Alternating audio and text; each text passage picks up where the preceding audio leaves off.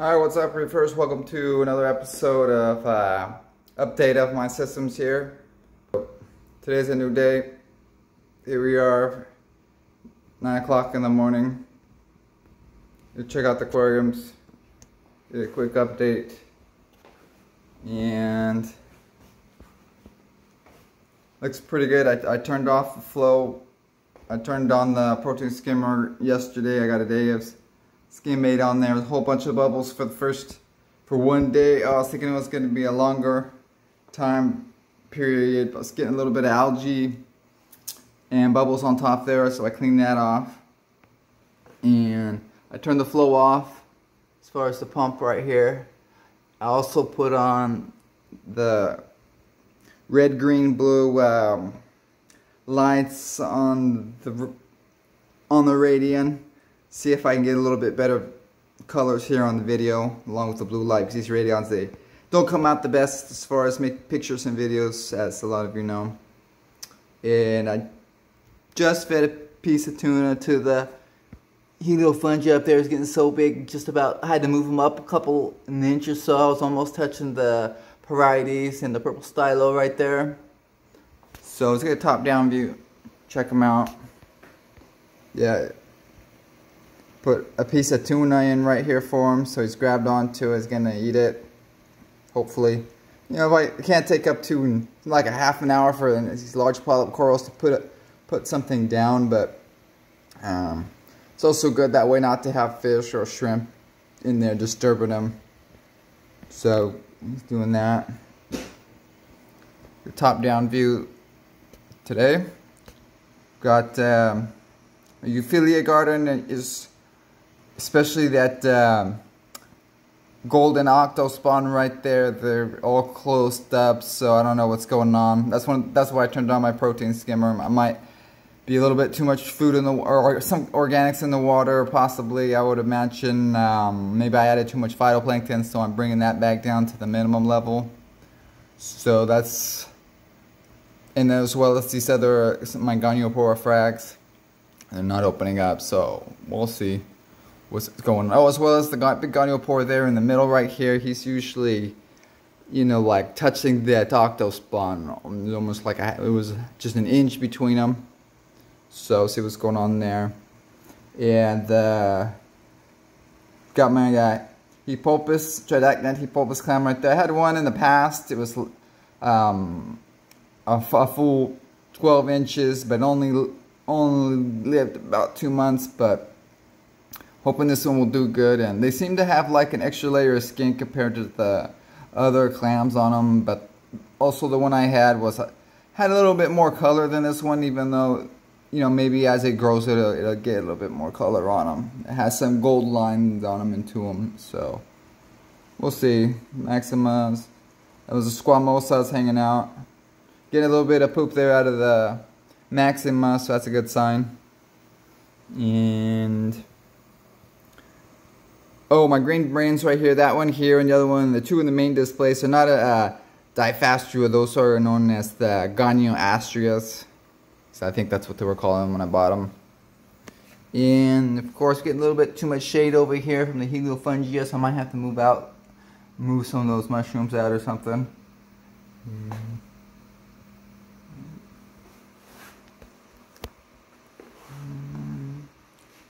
And I hit the glass and try to stir the crushed coral a little bit, about once a day if I can.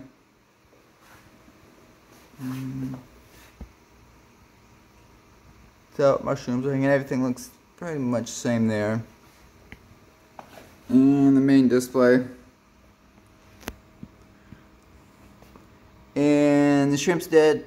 No, that's just molting, of course, so he's good. Yellow tang. Looking normal behavior. I'll show you guys. I feed these guys nori in a freshwater fish bowl.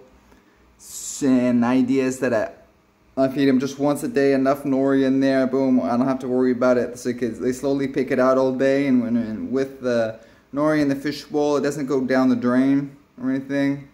And these guys, as of yet, haven't wanted to eat anything else. I've tried brine shrimp, flake, and a few other things like meaty foods. I'm not interested in it, but right, let's see. Everything else is looking about right this morning. Normal yellow tang behavior. What's up, dude? And notice these guys are, the younger the yellow tangs are, the more feisty they seem, the more neurotic, fidgety, and aggressive they are. They seem to be, you know, as they get older, they slow down a little bit, seem to slow down a little bit, kind of like people. So that's the problem I had. I don't know if I mentioned I had the two up here, but right away this one got all beaten up and had half of his fins all taken out by the other yellow tanks. So that's why I moved the other tank down into the sump for now until I sell them possibly.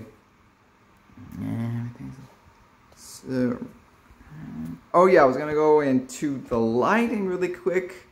What I got up here, this is I have two Ecotech Radion XR30 Pros right there, and they're suspended by the Ecotech bar mounted from the ceiling, and it's nice because I could raise it up to the desired height that I want. I can move it front to back. I can move all of the lights to right or left, as well. Well, I have two XR30s right there, and then there's two XR15s in the middle. And so I'd originally bought a 30, but I decided to put the 30 down the sump because it seemed to fit better, right? So yeah, you know, and two 15s are exactly the same as one XR30. If you look at the specs, I mean the wattage and the number of LEDs and everything. So actually, if you put them together, you know, they're just about the same. They're maybe like an inch longer or so, but it's almost like the exact same dimensions. That's kind of a cool way of being able to add lights the way that they designed the Ecotech lights. Anyway, so, and I had these Radions. I used them on another aquarium, on my quarantine aquarium. I had bought them for that. So just as a last minute, I had the space there, so that, I wonder what they would be like to put them up there. So I put them right there, and it's kind of cool because I have them on a complex schedule such that, well, anyway, you know, during the day I can,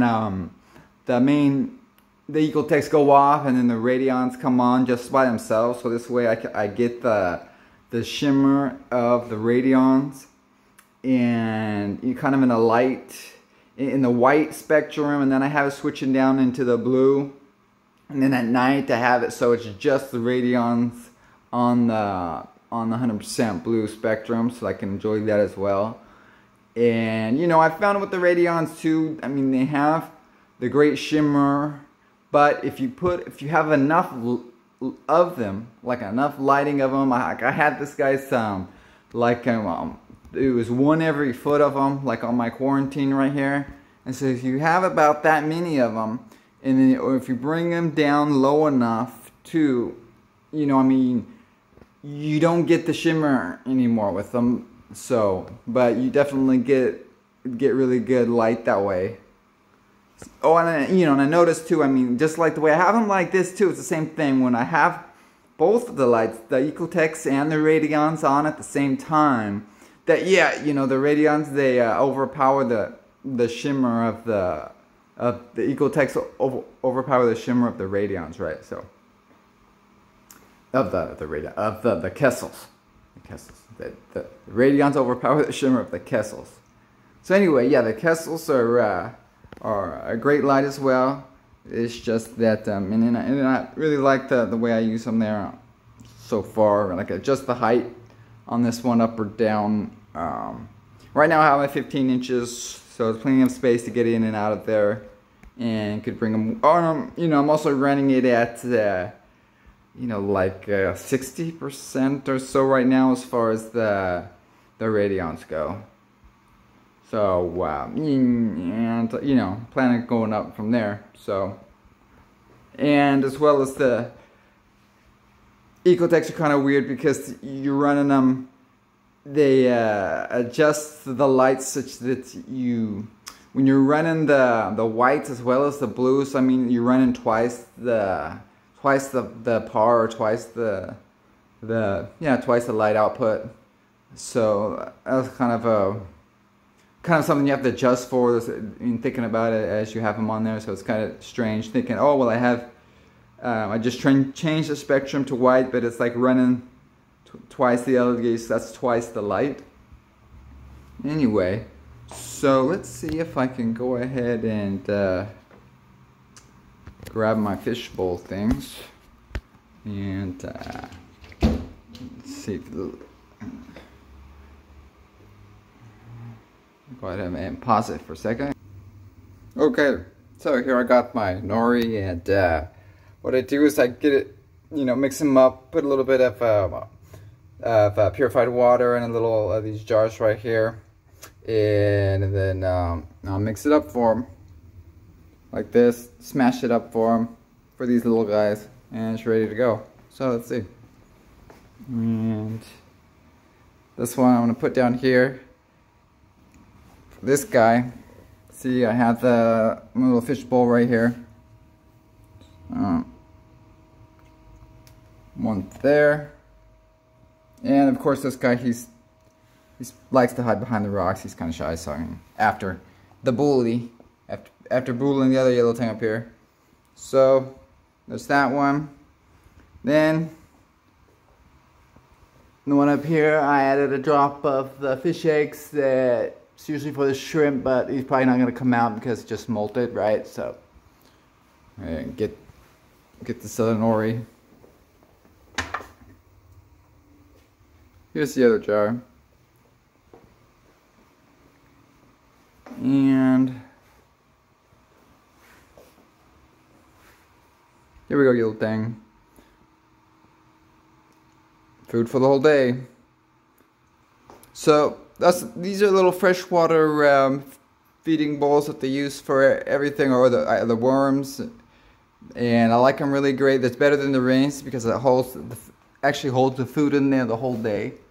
See, a lot of times it'll fill up to just halfway or whatever, and it works pretty good. Of course, if you have a bunch of big tangs, it might not be it might not work as well. I'm not sure. I've never had a whole bunch of big tanks like that at once. So, but you can also put a few little holes in it, in the bottom of it. I think I put a few holes there, a few holes on the side of them, so that it'll so that more food will come out of it. So yellow tangs, he's eating it all. So and I turned off the MP40 there pump, so that otherwise it'll just flow straight out. So I'll leave it like that for the course of the day. And also have it's MP60. It's an MP60 on a timer as well, so I have it off at night. Otherwise, it's a little bit too much flow for the yellow tangs. It knocks them around when they're it seems like trying to sleep. I don't have a lot of good hiding spots in here or anything, so I'm planning on it to be just all straight coral. By the way, if you're looking at my my aquascape, this is an aquascape that I spent years in designing, and that it will no, this is just pretty much threw in the rocks here just as they fell. And if everything goes well, you won't see the rocks or the aquascape. All you'll see is the corals. And and it's something that I can change on the fly as I go. It's something that evolves along with the coral in the aquarium, so I'm not tripping on the aquascape whatsoever for any of my aquariums. But this one is much more practical, well, in that aspect, because it's just a frag aquarium. If it was a full 2-foot tall display aquarium, then I would have more options as far as doing an aquascape, even though I'd probably still kind of follow that same general philosophy. Okay, well, so yeah, that, and I would also like to mention that, so, what also falls into you know, whether doing a low nutrient reef or a high nutrient reef, you know. So on this one, I did a low nutrient for a while there, you know, just trying because got tired of the algae and, you know, and yeah, you know, so when I did that, it got the nutrients low enough. The browns completely disappeared, and then there was it took a long time too. The hair algae lasts a lot longer, and eventually that burned out as well. And I just had some macroalgae from there. But yeah, the SPS just started going straight downhill more and more. So I said, okay, forget it. I'm just gonna go ahead and go high nutrient and try to save the SPS that I do have. And so that's what I did. And so yeah, following that, you know, high nutrient reef, the idea is that what I want to do is get it so I have 70% of the reef is covered, you know, in corals. And it's not just corals, but you could say like coralline algae or corals. So that coralline algae is a big plus in that respect, because that's where it's competing for the valuable space and that the algae is using. So, and it's hard to get the corals up to 70%, just like from one day to the next, and then, you know, from 70 to 100%. So that's where the coralline algae comes in, and so I added 2 bottles of the coralline algae in a bottle, right, from the algae barn, the purple and pink. So I'm gonna see how that goes. And I also have, of course, the rock that I've got, mushroom rock and everything. They have coralline algae. So once and I'm still waiting on my aquapora frag. So once I get that, I'm gonna put that in the quarantine aquarium, right? And then it's gonna be 2.5 months for the quarantine period to be up. Anyway, once the quarantine period is up, then I'm gonna transfer over some of those corals. I'm not sure how many of the corals. I could do just some of them. But I'm going to try to get a lot of the mushroom rock because it has the coralline algae on it, right, too. So I hope get the coralline algae established and going in here. And hopefully it'll take over the rock, right? The little tank's not going to go up to the fishbowl because he's shy. Because he feels the camera on him. But watch, I'll like come back over here or something and he'll go up there. But I guess that's pretty much it for today. I'm gonna try to keep my my videos to under 30 minutes if I can. I'm trying to do as many as I can. So anyway, that's the update for today. Keep up the reefing. Bye.